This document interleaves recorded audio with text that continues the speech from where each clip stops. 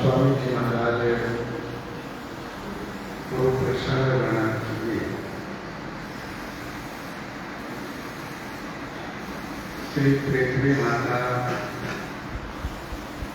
रावण के अत्याचार से पीड़ित होकर के देवताओं के पास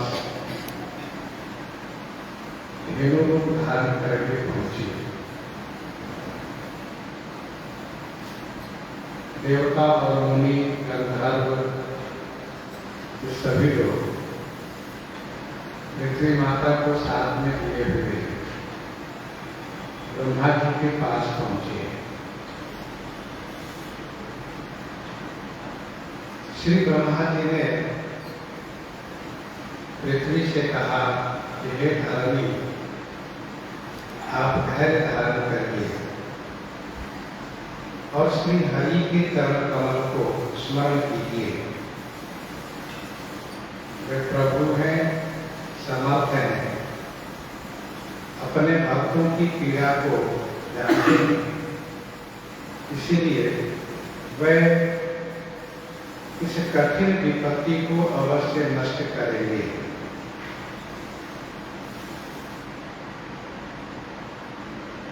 वहां पर सब देवता लोग, मुनि लोग उपस्थित हैं।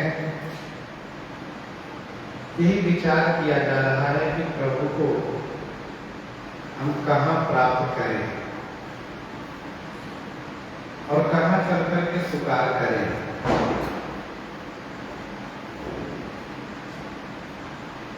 जो वैकुंठाधीश के उपासक हैं, भक्त हैं, उन्होंने वैकुंठ चलने के लिए कहा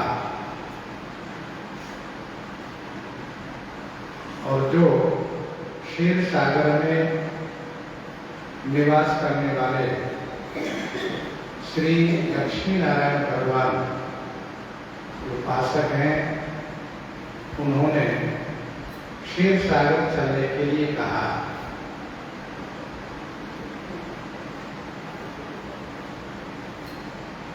जिसके हृदय में जैसी भक्ति और जैसी प्रीति होती है, भगवान उसी रीति के अनुसार वहां पर प्रकट हो जाया करते हैं।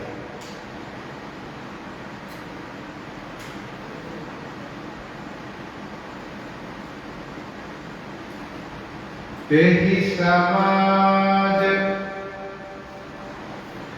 गिरिजा मैं रहूं, अवसर पाई वचन एक कहे हूं। भगवान भोलेनाथ श्री शंकर जी कहते हैं उस समाज में मैं भी था। यही समाज गिरिजा मैं रहे, ये गिरिजा मैं भी उस समाज में था। अवसर पाई वचन एक कहे, अवसर पा करके, समय पा करके मैंने एक वचन कहा।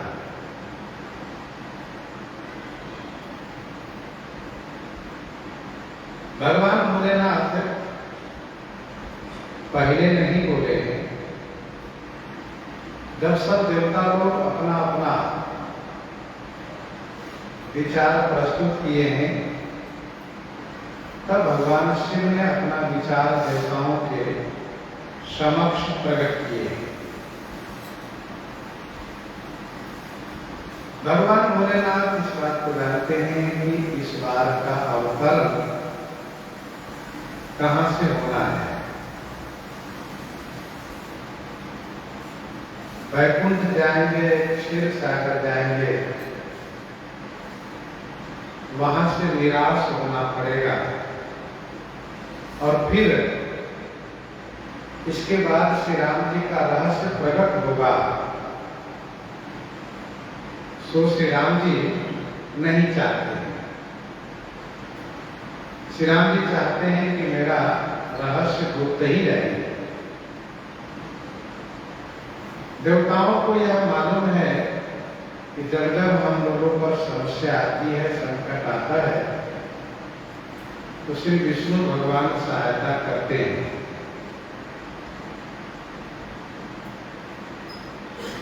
इसलिए भगवान विष्णु के पास जाने की बात देवताओं ने रखी। भोलेनाथ इस बात को जान रहे हैं कि यह रावण राम वस्तु भगवान स्वयं जो श्री राम जी हैं उन्हीं के हाथ से इसका अंत होगा, इसका मरण होगा। हरि व्यापक सर्वत्र समाना, प्रेमत प्रगट वही मैं जाना। हरि व्यापक सर्वत्र समाना। हरि श्री राम जी सर्वत्र समाना व्यापक, सर्वत्र माने सभी जगह, समान रूप से व्यापक माने व्याप्त है। प्रेम से प्रकट हो वही मैं जाना, प्रेम से प्रकट होते हैं ऐसा मैं जानता हूं। भोलेनाथ कहते हैं कि जिनको पाने के लिए, जिनसे पुकार करने के लिए वैकुंठ और क्षीर सागर जाने की बात की जा रही है, मैं तो इस संदर्भ में यही कहता हूं कि मैं तो सभी जगह समान रूप से, बराबर रूप से, ऐसा नहीं कि यहाँ कम वहां ज्यादा है।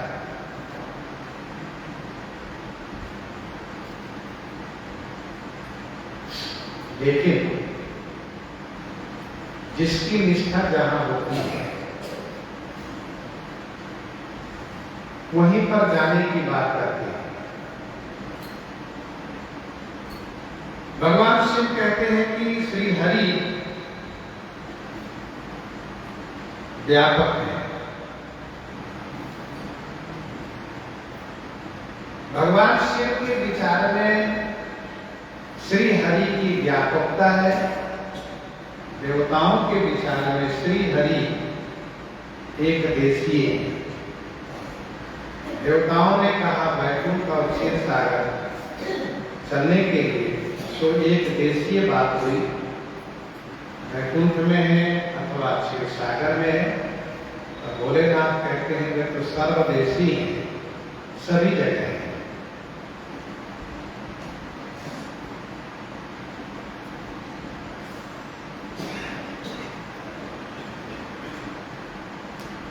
जिस प्रकार से सभी लकड़ियों में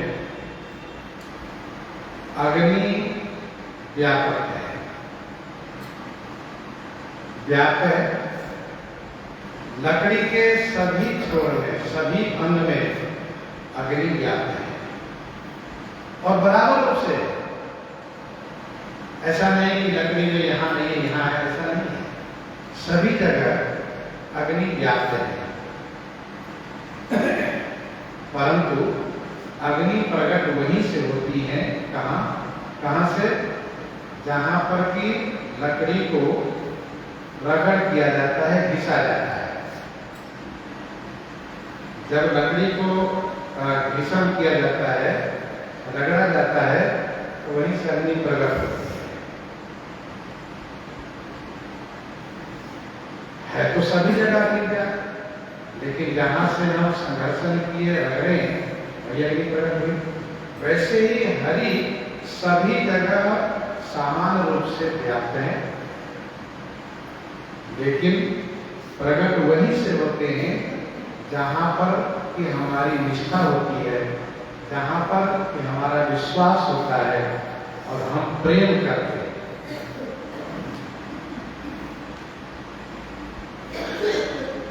भोलेनाथ इस बात को पहले न कह करके अब कह रहे हैं। ऐसा इसलिए कि देवता सब अपने अपने विचार को प्रकट कर रहे थे, तो भगवान शिव सुन रहे थे और यह देख रहे थे कि कोई एक मत निश्चय हो जाए, वो अच्छी बात है।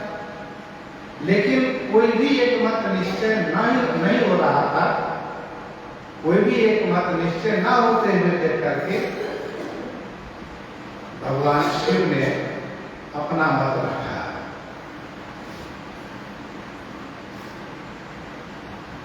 दूसरी बात यह है कि समय से कही हुई बात आदरणीय होती है। समय से कही हुई बात आदरणीय होती है, सम्माननीय होती है। बिना समय के कोई भी बात कहिए उसका उतना सम्मान नहीं हो पाता है। अवसर पाए वचन कहे, अवसर से भगवान शिव ने कहा। भगवान शिव इस बात को भलीभांति जानते हैं। इस साकेत से भगवान श्री राम जी का अवतरण होना है। इस वक्त श्री रामा अवतार का संबंध रावण के जन्म से ही होता है। रावण का जन्म कहां से हुआ है ये भी देखा जाता है। कौन रावण बना है, उसके उद्धार के लिए, उसको मारने के लिए श्री राम जी का अवतरण होता है। हम लोग इस विषय में चर्चा पहले भी कर चुके हैं। जय विजय के उद्धार के लिए वैकुंठ से ही आते हैं श्री विष्णु भगवान। वहीं शिवगन के उद्धार के लिए क्षीर सागर से श्री नारायण भगवान आते हैं। मानव जी ने इसका संबंध दिखाया गया है।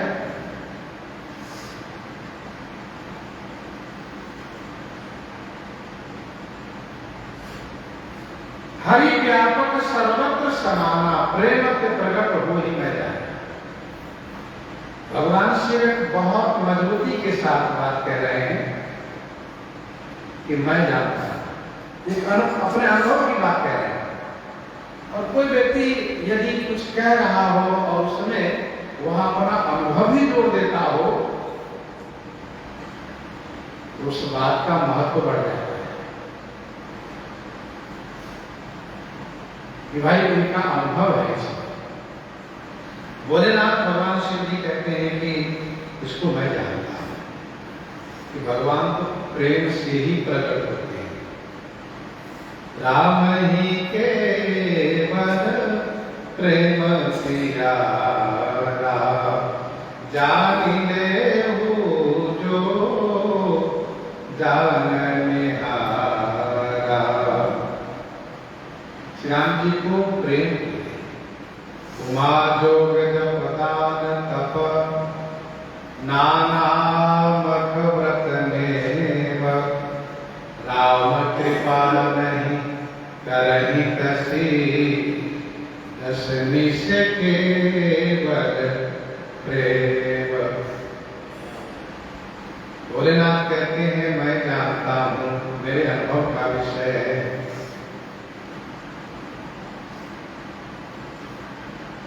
स्वामी श्री तुलसीदास जी ने भगवान शिव के अनुभव को इस प्रकार से प्रकाशित किया है, वर्णन किया है कि श्री सती जी के वियोग होने पर भगवान श्री भोलेनाथ शंकर जी भजन का नियम दिए हुए, ठाकुर जी में प्रेम किए हुए भूमि पर विचरण कर रहे हैं।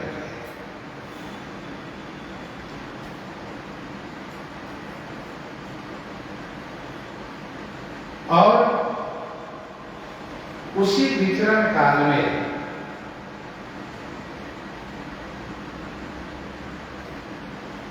नेम प्रेम शंकर कर देखा, नेम प्रेम शंकर कर देखा अविचल हृदय भगति के रेखा प्रगटे राम कृतज्ञ कृपाला रूपशील निधि तेज विशाला। प्रगटे राम कृतज्ञ कृपाला रूपशील निधि तेज विशाला। मेम प्रेम शंकर कर देखा।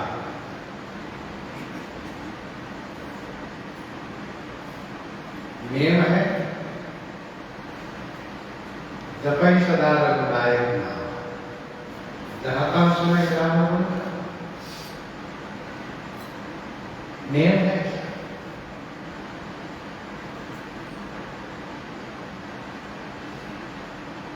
प्रेम है विचरहि महीधर हृदय हरि सकल लोक अभिराम।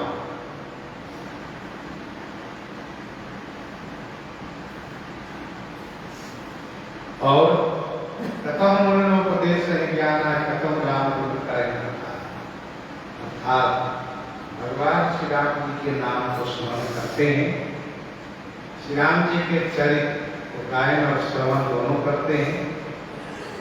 इनका नियम है। तो प्रेम अगर प्रकट हो ही मैं जाना। और देश काल दिशि विधि सबु माही। देश काल दिशि विधि सबु माही।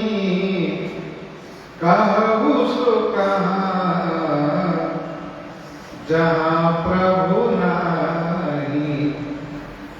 कहु सो कहाँ जहाँ प्रभु नाही।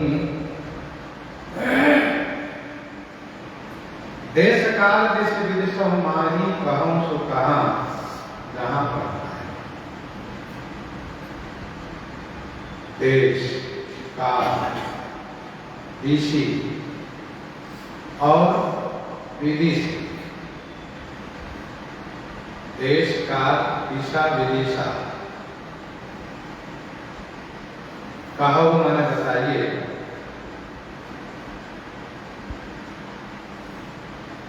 सो प्रभु कहाँ नाही। कहाँ नहीं।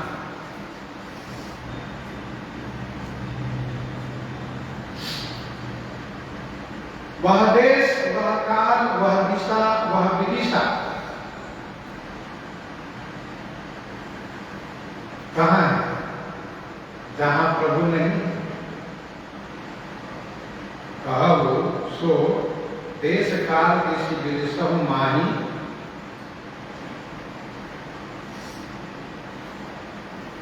जहां प्रभु नहीं। मतलब कहु सो कहाँ। कहु सो कहाँ। सो माने वह कहाँ माने कौन ऐसा स्थान है, कौन ऐसी जगह है, कौन ऐसी वस्तु है जो देश काल ऋषि विदेश मानी जहाँ प्रभु है।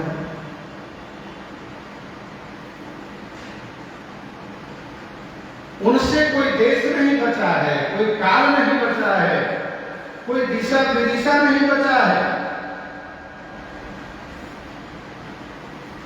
सभी में सभी जगह। विनय पत्रिका 107 में गोस्वामी जी ने लिखा देश काल पूरन सदा बद वेद पुराण। देश काल पूरन सदा बद वेद पुराण। सबको प्रभु सब में बसे सबकी गति जान। देश काल देश समाहि कहम सो कहाँ जहाँ। आपने अभी पद सुना, दिनक पत्रिका का 107 पद है, देश काल पूर्ण सदा। यहाँ कैसे माने? गोस्वामी जी ने कहा पद वेद पुराण कहते। प्रभु सभी में निवास करते हैं, सबकी गति जानते हैं।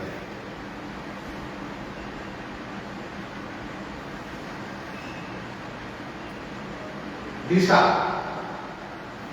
देश माने वह देश, प्रदेश, काल माने समय, सुबह से लेकर शाम तक, शाम से लेकर सुबह तक, वैसा समय। दिशा, दिशा 4 है और 6 की दिशा है। पूरब, दक्षिण, पश्चिम, उत्तर, ये 4 दिशा है। और 2 दिशा के मध्य का जो बीच है, 2 दिशा के मध्य के जो बीच स्थान है वही कोना है, उसी को दिशा कहते हैं। जैसे पूरब और दक्षिण के बीच का जो स्थान है उसको अग्नि कोण कहते हैं, अग्नि की दिशा। दक्षिण और पश्चिम के बीच का जो स्थान है कोना है, वह नैऋत्य कोण है। पश्चिम और उत्तर के बीच का जो कोना है, स्थान है, वह वायव्य है, वायु कोण है। उत्तर और पूरब के जो बीच का स्थान है, कोना है, वह ईशान कोण है।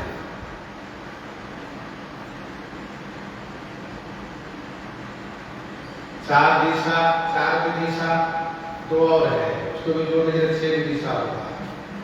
ऊपर और नीचे, ऊर्ध्वभाग, अधोभाग। अनुष्ठान आदि में दिग्बंधन किया जाता है, इन सब के नाम लिए जाते हैं पूजा पाठ में।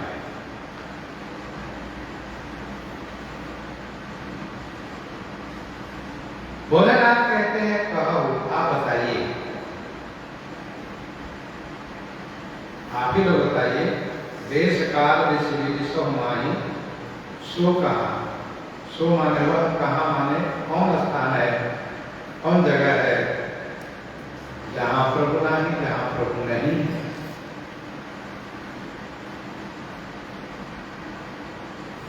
भगवान श्री रामचंद्र जी ने महर्षि श्री वाल्मीकि जी से स्थान पूछा। श्री राम जी ने कहा कि मेरे लिए वह स्थान बताइए जहां की मैं जाकर के कुछ काल निवास कर सकूं, जहां मेरे रहने से किसी मुनि महात्मा साधक को कोई समस्या न हो, कोई परेशानी न हो।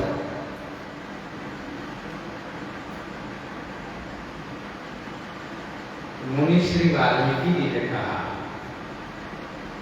पूछो मोहि की रहूं कहाँ, मैं पूछत सकुचाऊं, जहाँ न हो तहाँ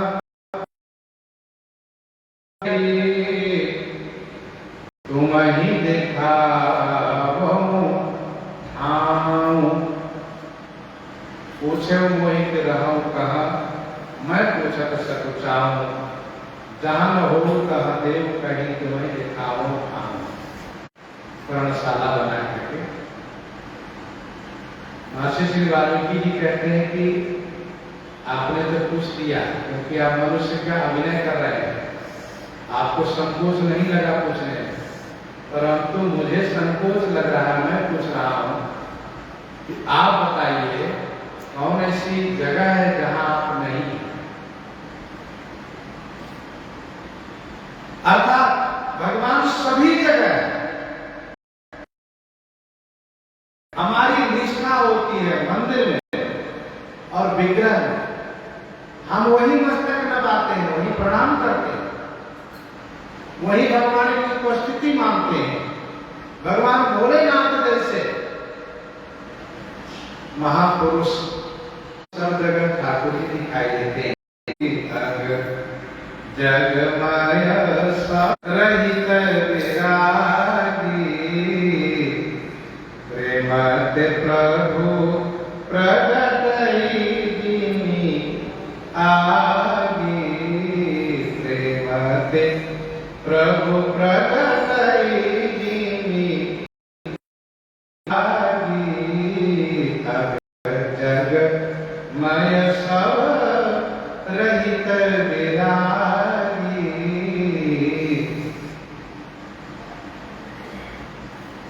अब माने स्थावर और जग माने जंगल।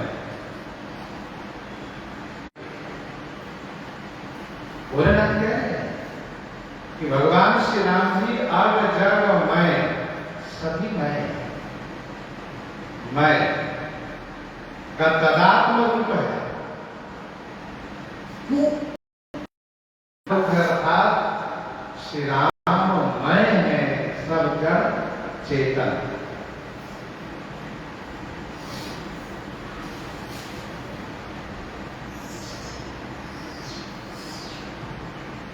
सब मैं होते हुए सबसे अलग है।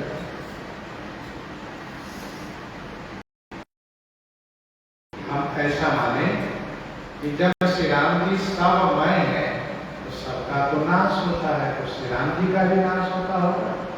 इसका उत्तर है कि नहीं, श्री राम जी सबसे रहित है और यही है ईश्वर की ईश्वरता। भगवान सभी में होते हुए भी सबसे अलग है, सभी में होते हुए भी सबसे अलग है।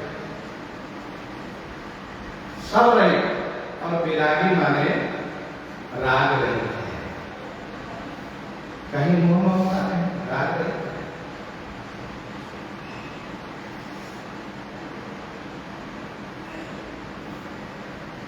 सूर्य किरणमय है, सूर्य किरणमय है, लेकिन किरण के ऊपर कोई प्रहार करे तो सूर्य को कुछ फर्क नहीं पड़ता।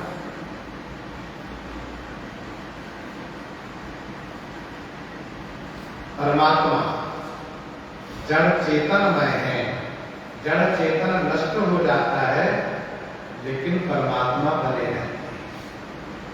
एक बात और स्पष्ट कर दो कि परमात्मा आत्मा में निहित होते हैं, आत्मा में समाहित होते हैं और आत्मा शरीर में समाहित होती है। जड़ चेतन शरीर का नष्ट होता है, आत्मा का नष्ट नहीं होता है। जब आत्मा का नष्ट नहीं होता है तो परमात्मा का नष्ट होगा कैसे?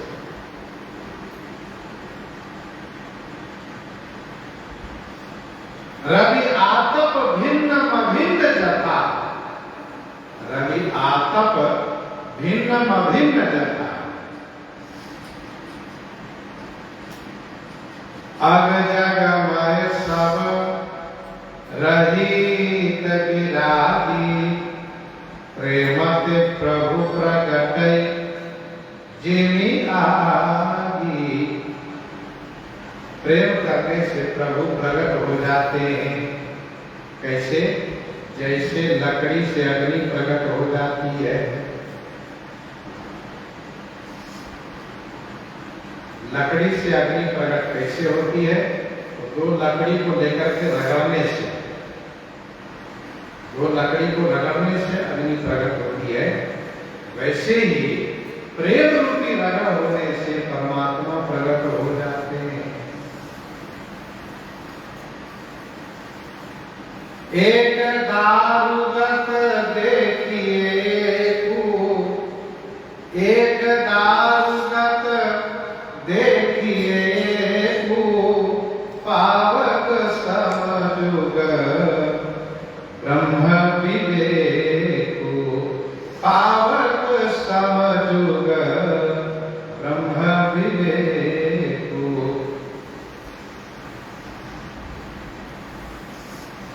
ब्रह्म दो रूप में देखे जाते हैं, अगुण अव्यक्त। एक सगुण और प्रगट दोनों परिपूर्ण है। लकड़ी में अग्नि परिपूरित है और दिखाई नहीं देती है, अव्यक्त है। लकड़ी को रगड़ने से अग्नि प्रकट हो जाती है, अग्नि दृष्टि गोचर होती है। वैसे प्रेम करने से परमात्मा प्रकट हो जाते हैं। भगवान श्री राम जी ब्रह्म प्रकट हो जाते हैं, फिर वे दृष्टि के विषय बन जाते हैं, नेत्र के विषय बन जाते हैं। यहाँ पर एक बड़ी अच्छी बात भगवान शिव कह रहे हैं, प्रेम के प्रभु प्रकटे की आदि। अग्नि का प्राकट्य 4 तरह से होता है।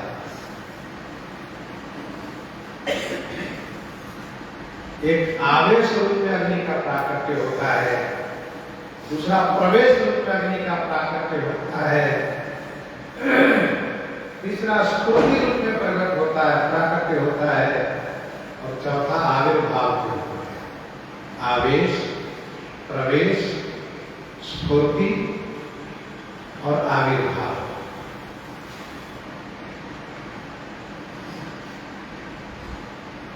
अब इस संदर्भ में थोड़ी व्याख्या सुन लीजिए। आवेश, अग्नि आवेश में प्रकट होती है। कहाँ? जब हम किसी पात्र में पानी रख करके चूल्हे पर रख करके पानी को उबालते हैं, किसी पात्र में पानी रख करके चूल्हे पर रख करके हम जब पानी को उबालते हैं, उस पानी में अग्नि का आवेश आ जाता है। पानी उबलने लगता है, अग्नि का आवेश उसमें आ गया है। वह पानी इतना ज्वलनशील हो गया है, यदि किसी के ऊपर थोड़ा छोड़ दीजिए तुरंत वहां पर जल जाए।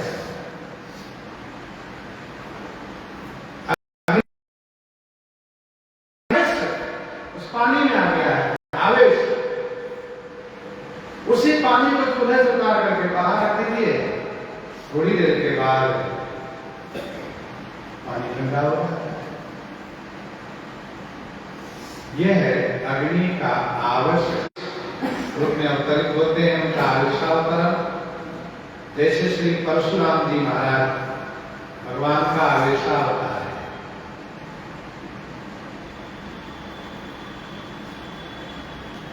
श्री रामदग्नि नंदन, श्री रामदग्नि नंदन श्री परशुराम जी ने परमात्मा का आवेश किया, आवेश आ गया। अच्छा, भगवान का प्राकट्य होता है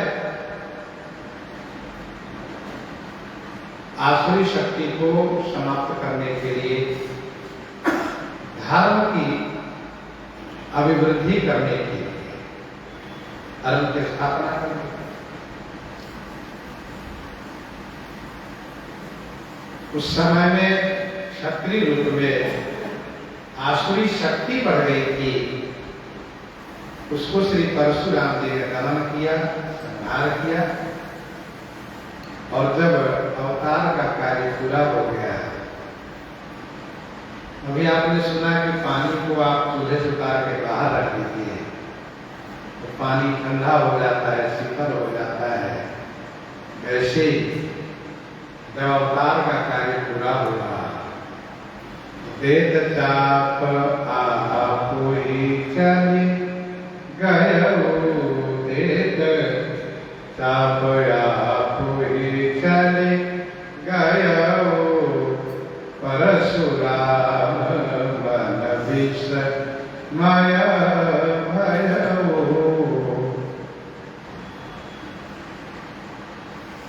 कवितावली बालकांड 22 में गोस्वामी ने लिखा, काल करालन पालन के, काल करालन पालन के, धन भंग सुनी पर सालिए धाये, लखन राम विलोकी सप्रेम, महारिष देखे आंखी दिखाए, धीर शिरोमणि वीर बड़ो, धीर शिरोमणि वीर बड़ो विजय विनयी रघुनाथ सुहायो नायक में भृगु नायक सो नायक में भृगु नायक सो धनुषायक सौंपी सुधाए सिधाए धनुषायक सौंपी सुभाए सिधाए।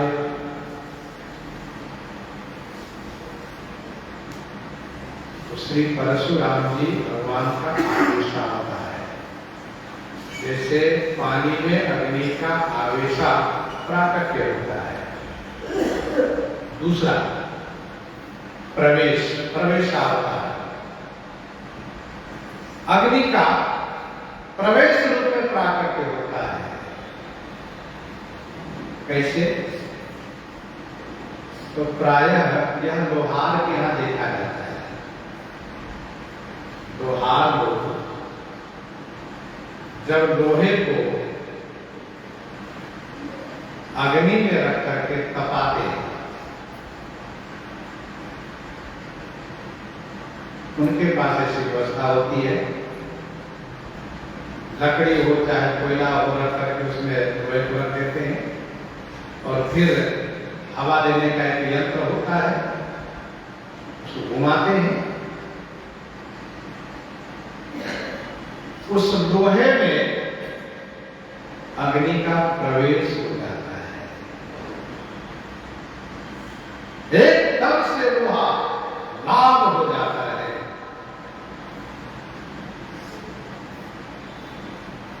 बिल्कुल अंगार।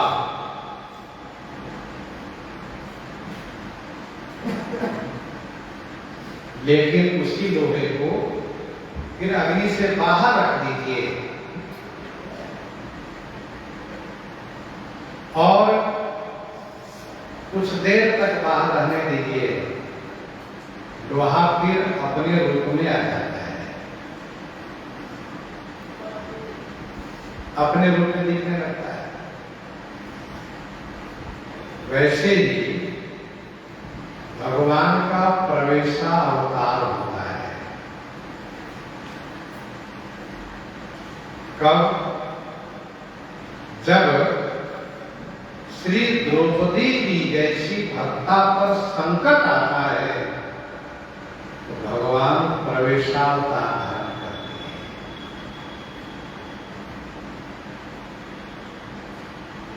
श्री द्रौपदी जी को भरी सभा में दुर्योधन निर्वस्त्र करना चाहता है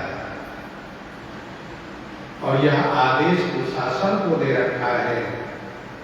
दुशासन जो बहुत बलवान है, शक्तिशाली है, वह श्री द्रौपदी जी को निर्वस्त्र करना चाहता है।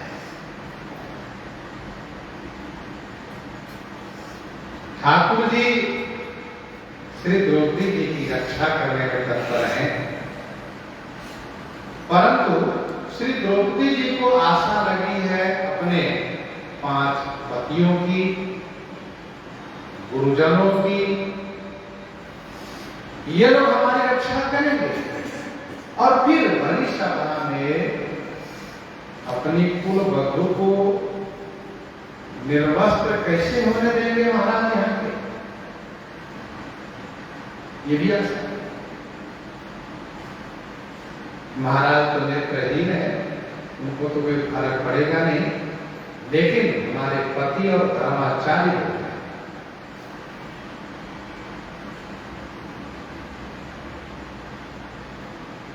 जुआ खेल में श्री युधिष्ठिर जी महाराज सब हार जाते हैं। श्री द्रौपदी जी सोचती हैं, श्री कृष्ण गीतावली 7:61 में वर्णन है, कहा भयो कपट जुआ जौ में हारी, समर धीर महावीर 5 पति, क्यों हुई है मोही, क्यों हुई है मोही देन उधार।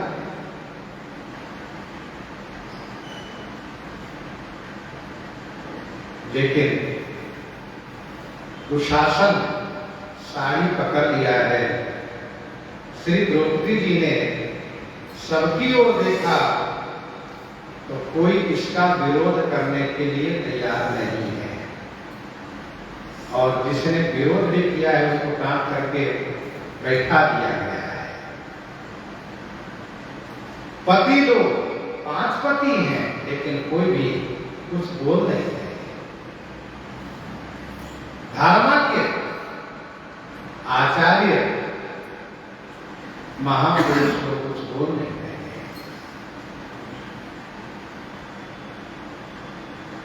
द्वावली में गोस्वामी जी ने लिखा 168-69 में, सभा सभासन नीरखी पकड़ी उठाए हाथ, तुलसी कियो 11 हो बसन वेश जदुनाथ, सभा सभासन निरखी पकड़ी उठायो हाथ।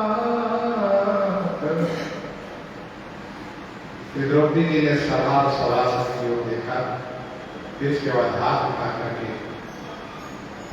द्वारिकाधीश को स्मरण किया। ठाकुर जी तो सब जगह व्याप्त है, यही थे, लेकिन द्वारिकाधीश कहा इसलिए द्वारिका से होकर के प्रकट होना। त्राहि न करो द्रौपदी तुलसी राज समाज, प्रथम बढ़े पट बिय विकर, चहत चकित निज कार। श्री द्रौपदी जी ने जैसे कहा त्राहि, द्वारिकाधीश त्राहि, पहला शब्द उच्चरित होते ही त्राहि भगवान श्री कृष्णचंद्र जी सारी में ही प्रवेशावतार धारण, सारी में प्रवेश कर।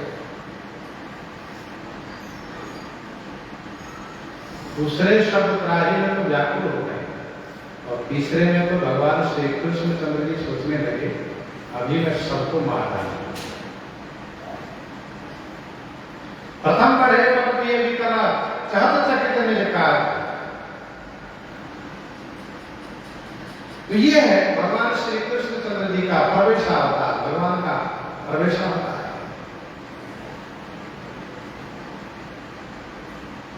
शासन थक गया, लेकिन सारी घटी नहीं। सारी बीच नारी है कि नारी बीच सारी, ये स्थिति प्रकट हो गई। तो कहने का भाव ये यहाँ पर कहना इतना ही है कि भगवान कभी इस प्रकार की परिस्थिति आने पर प्रवेशावतार धारण करते, अर्थात प्रवेश कर जाते, किसी को पता नहीं चलता है। सारी में प्रवेश कर गए, बाद में सभी सारियों को एक विशेष महल में रख दिया गया, यह सोच करके कि भविष्य में इसका उपयोग किया जाएगा। लेकिन जब उस विशेष महल के दरवाजा खोल करके देखा गया तो एक सूर्य नहीं दिखाई दे रहा, क्योंकि भगवान प्रवेशावतार धारण किए थे, काम पूरा हुआ। इसको कहते हैं प्रवेशावतार। प्रेमते प्रभु प्रगट जेवे आगे, अग्नि की माती पर। तीसरा है स्फूर्ति। स्फूर्ति अग्नि का प्राकट्य स्फूर्ति रूप में होता है। स्फूर्ति रूप में कैसे होता है? आप दो पत्थर को लीजिए, एक दूसरे से टकराइए, दो पत्थर को लीजिए और एक दूसरे से टकराइए, अथवा एक पत्थर को दूसरे पत्थर से मारिए, लोहे को लोहे से मारिए, तो अग्नि की स्फूर्ति प्रकट होती है, अग्नि की चिंगारी निकलती है। पत्थर को पत्थर से टकराने पर, लोहे को लोहे से टकराने पर अग्नि स्फूर्ति रूप में प्रकट होती है। एक पत्थर से व एक लोहे से इस प्रकार से अग्नि प्रकट नहीं होगी, दो पत्थर होना चाहिए। वैसे ही दो संपदा के टकराने से, दो संपदा, आसुरी संपदा और दैवी संपदा, इन दोनों के टकराने से भगवान स्फूर्ति रूप में प्रकट हुए। स्फूर्ति रूप में प्राकट्य हुआ। यह कौन सा अवतार है? कहा यह है नरसिंह अवतार। दैवी संपदा के प्रतीक श्री प्रहलाद जी, आसुरी संपदा के प्रतीक हिरण्यकश्यप है। तथा विस्तृत है, आप जानते हैं, ऐसा पहले भी की गई है। हिरण्यकश्यप ने श्री प्रहलाद जी को मारने के लिए बहुत प्रयास किया, सारा प्रयास का निष्फल रहा, अंत में स्वयं मार दिया। कवितावली उत्तरकांड 48, 127, 128 पढ़ने पढ़ना चाहिए। ब्याल करल महाविष पावक, ब्याल करल महाविष पावक, मत गयंदहु के रद तोरे, सासति संगी चली डर बेहुते, कि करते करनी मुँह मोरे, नेकु विषाद नहीं प्रहलादहि, कारण के हरि केवल हो रे, कौन की त्रास करे तुलसी, जो पे राखहि राम तुम्हारहि कोरे, जो पे राखहि राम तुम्हारहि कोरे। जाको राज्य सानिया मार सके नहीं कोई, बाल बांका कर सके जो जग वैरी कोई। सभी पाए, चाहे वो जहर हो, अग्नि हो, पानी हो, और हिंसक पशु हो, जीव जंतु हो, सभी प्रकार से मारने की प्रयास। स्वामी जी ने आगे कहा, आरत पाल कृपालु जो राम, यही सुमिरे तेहि को तन ठाड़े, नाम प्रताप महामहिमा, अखरे किए छोटे वो बाढ़े।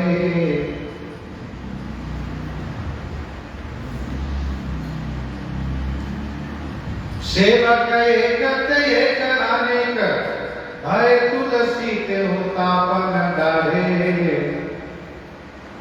प्रेम पदव प्रहलाद ही को जिन पाहन ते परमेश्वर काढ़े, जिन पाहन ते परमेश्वर काढ़े।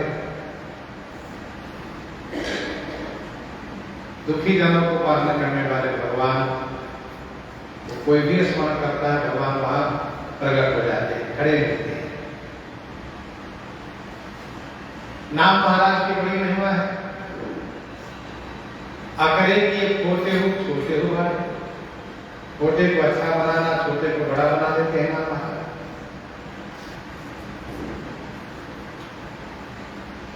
संसार में एक से भक्त हैं जो त्रैकाल से मुक्त रहते हैं,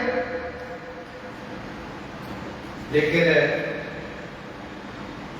प्रेम तो प्रहलाद जी का है, जिन्होंने पाहन से भगवान को पकड़ लिया। काढ़ी कृपा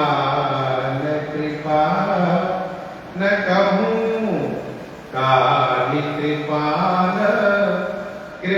न कहूं, पितु कार कराल, दिलो की न भागे, राम कहाँ सब ठाऊं, हम हमें सुनी हाथ निके हरि जागे, बैरी बिदारी भय विकराल, कहे प्रहलाद ही के अनुरागे, प्रीति प्रतीति बढ़ी तुलसी, तब ते सब पाहन पूजन लागे, तब ते सब पाहन पूजन लागे। हिरण्यकश्यप के कृपाण हाथ में लिया, जिस कृपाण में कहीं भी कृपा नहीं है। काल के समान हिरण्यकश्यप खड़ा है और श्री प्रहलाद जी कोई भय नहीं, कोई डर नहीं। पूछा श्री राम तुम्हारा नाम कहाँ है? श्री प्रहलाद जी ने कहा हमारे श्री राम विसर्जन है। उससे मैं कुछ ऐसे कमरे में कहा हाँ कहा, मानो श्री राम जी के लिए हाँ पुकार हो रही है और तुरंत नरसिंह भगवान प्रकट हुए, हिरण्यकश्यप को मार कर प्रहलाद जी के प्रति स्नेह पर। गोस्वामी जी ने कहा उसी समय से सभी के हृदय में पाषाण के प्रति निष्ठा हो गई कि भगवान पाषाण में भी हैं। नहीं तो उसके पहले लोग विश्वास नहीं करते थे, नहीं मानते, नहीं जानते। प्रीति प्रतीति बढ़ी तुलसी तवते सर्वपान पूजन। तो यह है भगवान का स्फूर्ति अवतरण, स्फूर्ति अग्नि का प्राकट्य उसे भगवान का स्फूर्ति अवतार। और चौथा है आविर्भाव। अग्नि का आविर्भाव कैसे होता है? जंगल में विचरण करने वाले जंगली लोग चकमक नाम के पत्थर रखते हैं, चकमक नाम के पत्थर रखते हैं और कपास के रुई रखते हैं। जब जरूरत पड़ी तो चकमक नाम के पत्थर को उसी प्रकार से रगड़ते हैं, टकराते हैं। जैसे माचिस के तिल्ली हम मारते हैं, वैसे ही चकमक नाम के पत्थर से अग्नि तुरंत प्रकट होती है और कपास के रुई में उसको लगाते हैं, फिर अग्नि का विस्तार करते हैं। तो आविर्भाव जो है उसमें अग्नि को प्रकट करने वाला कोल भी होता है, चकमक नाम के पत्थर होता है, रुई होती है। वैसे ही परमात्मा के अवतार के लिए कई कांड हो जाते हैं। ये अवतार ही तुझे होई विधवत्म कही जाएंगे सोई, विधवत्म नहीं बल्कि अनेक कारण जो उपस्थित होते हैं पर जाकर के विप्र देव सो संत हित मनुज अवतार, इसको आगे बढ़ाते हैं।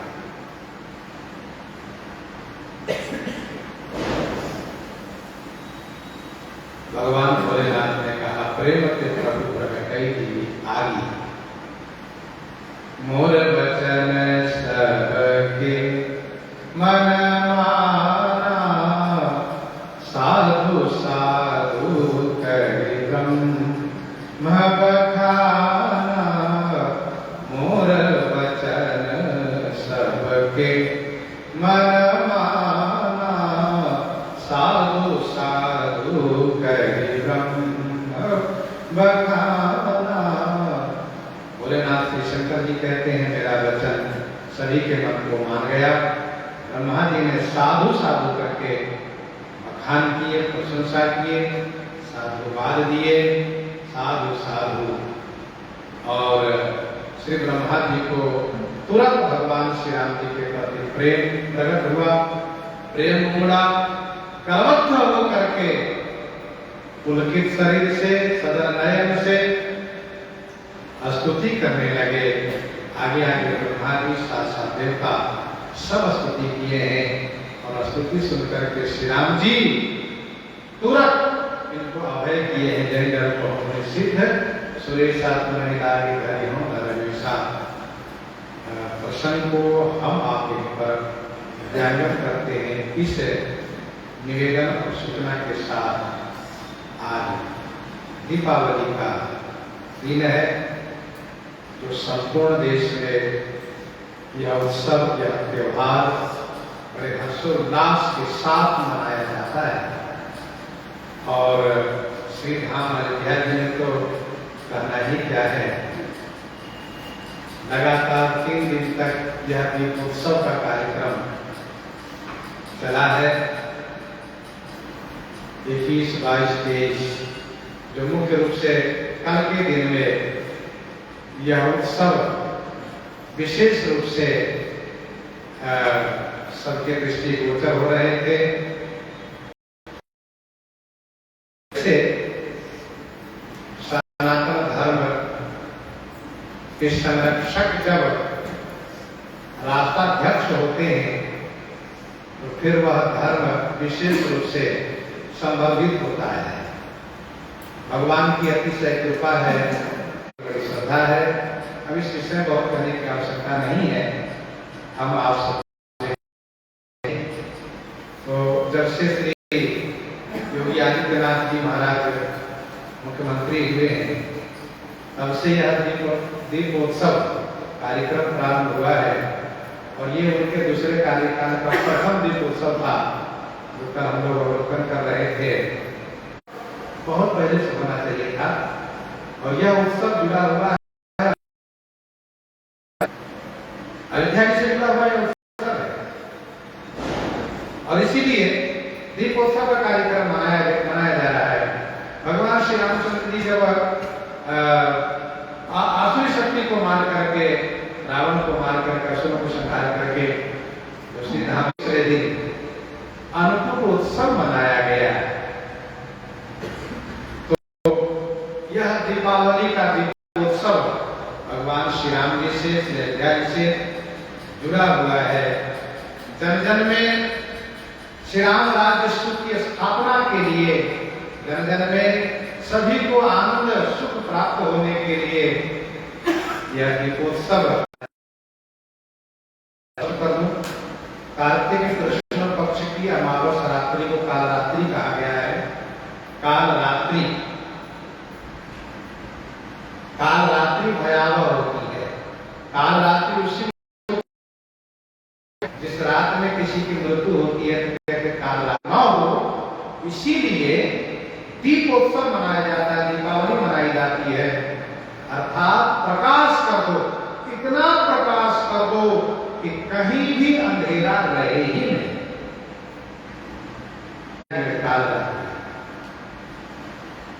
लागती अवध भया बने भारी मानव काल राती अंधियारी मानव काल राती अंधियारी। और उस काल रात्रि में हुआ क्या? चक्रवर्ती सम्राट श्री अवधेश जी महाराज का देहावसान। तो हमारे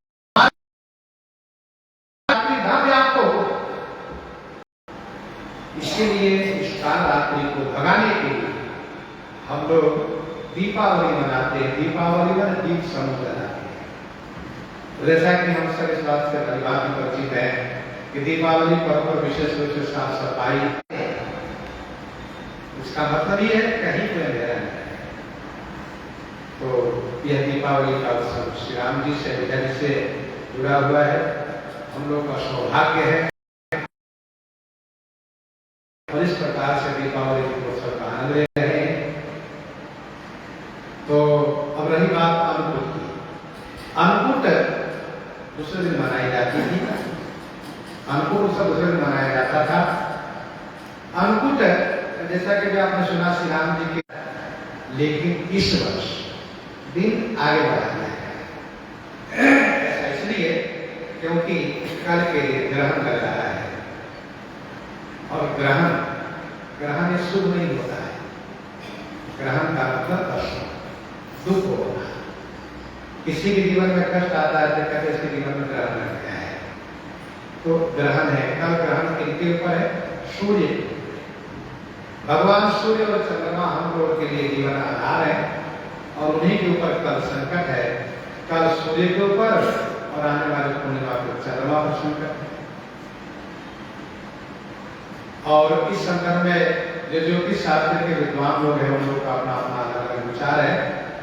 राशि के अनुसार किसी के लिए शुभ, किसी के लिए अशुभ। भाई जब ग्रहण है तो ग्रहण है, सूर्य भगवान के ऊपर संकट है, इसीलिए हम लोग कल विशेष कोई उत्सव न मना करके कल हम लोग उपवास रखते हैं। सूर्य ग्रहण का सूतक 12 घंटा पहले लगता है, चंद्र ग्रहण का सूतक 9 घंटा पहले लगता है। तो सूर्य ग्रहण कल संध्या काल में 4:42 पर लग रहा है, अर्थात 3:45।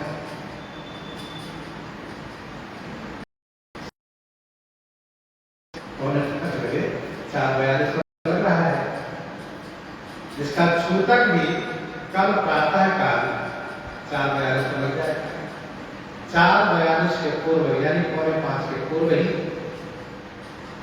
हमारे अयोध्या जी के जो विद्वान महापरंपरा के अनुसार 4:45 बजे के पहले ही कर ठाकुर जी की पूजा आरती करके थोड़ा भोग लगा करके मंदिर बंद कर दिया जाएगा। खाने पीने की सभी चीजें छोड़ दिए जाएंगे, डाल दिए जाएंगे। इसके बाद हम लोग 12 घंटे का उपवास व्रत रखते हैं। उस समय जो वृद्ध हैं, बालक हैं, जो बीमार हैं, उन लोगों को छूट रहता है, लेकिन उन लोगों को भी कम से कम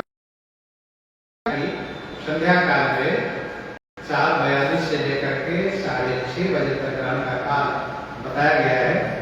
उस काल तक कुछ नहीं खाना पीना चाहिए और शरीर काफी कवर न हो, अर्थात छोटी शंका बड़ी शंका न जाना पड़े। इन सब ध्यान रख करके घाट पर जाकर के बैठ विशेष पुण्य प्राप्त वाले मुझे महाराज श्री कह रहे थे, ग्रहण काल में सभी जल गंगाजल हो जाता है, चाहे वो नल का हो, कुआं का हो, तो मतलब जहाँ है वो सब जल गंगाजल हो जाता है। ठीक है, अच्छी बात है, लेकिन बीमार है, स्वस्थ है तो प्राणियों का पालन करें। जी हाँ, तो कल प्रातः काल को मंदिर बंद हो जाएगा। फिर ग्रहण मोक्ष, अच्छा ग्रहण मोक्ष की व्यवस्था भी इस बार बड़ी निश्चित है। तो गृहस्थ होने के नाते संत महापुरुषों ने यह ध्यान बनाया है कि मोक्ष होने के बाद ठाकुर जी को स्नान कराना, कपड़ा बदले और इसके बाद पूजन करें, अर्चन करें और भोग भी लगाएं, लेकिन ये सब पर्दे के अंदर ही रहेगा। देखो भाई, संतों ने महापुरुषों ने मर्यादा बनाई है, हम लोग उसी पर चलते हैं, चलना भी चाहिए। जय महाराज सुख साधु बतावे, जय पंतन सदा सुख पावे। तो इस प्रकार से ग्रहण की बात है। खाने पीने की जो चीजें हैं, जो भी जो वस्तु सब कुछ छोड़ देना चाहिए, कुछ में ग्रहण का स्पर्श नहीं हो। सबसे बढ़िया आप मदिरा लीजिए, माला लीजिए और बैठ के नाम संकीर्तन, नाम संकीर्तनम यस्य प्रणास्तनम नई कलिकरण राम नाम अवलंबन हेतु